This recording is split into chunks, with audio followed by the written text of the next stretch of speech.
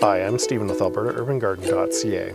As many of you know, I love to experiment in my garden, and today I wanted to share with you the garden practices I do not use anymore. This video is sponsored by Earth Apples. More on our sponsor later. It may surprise you that I do not recommend mulching. Well, in some cases. Mulching is the practice of adding organic material on top of the soil and allowing it to break down slowly over time, helping to build soil structure, retain water, suppress weeds, and release nutrients into the soil. With that said, I have learned over the years there are some cases where mulching does more harm than good. As some of you know, I have a special place in my heart for the grapes I grow in my Zone 3 garden. Back in 2013, my parents brought 2 grapevines, one from each of my grandfathers. Grapes such as mine are prone to leaf hoppers that damage the leaves. For years, I have fought with them in an effort to keep the heirloom grapes happy and healthy.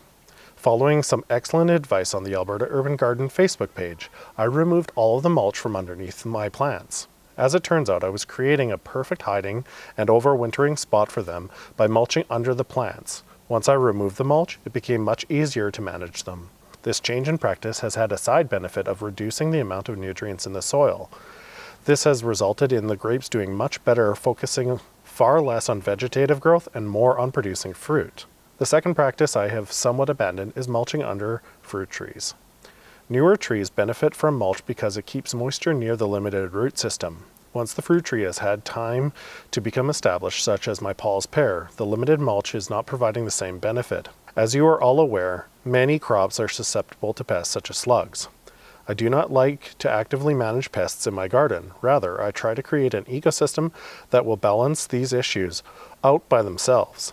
I stopped mulching my main garden beds as a means to reduce the cover near the slug's favorite treats, and as a help to the neighborhood predators. Decomposing material can also have a negative effect on seed germination. Another plant I do not use mulch on anymore are potatoes, such as the ones our sponsor Earth Apples has available on their website in the description below. Adding mulch provides a great hiding spot for pests such as potato beetles and can introduce the bacterium that causes scabs. With all that said, I still use mulch in my garden. Mulch is still a great way to protect and feed some perennials such as horseradish and asparagus. These crops do not seem to have many pests in my garden, and this is the only way that I add nutrients to their beds.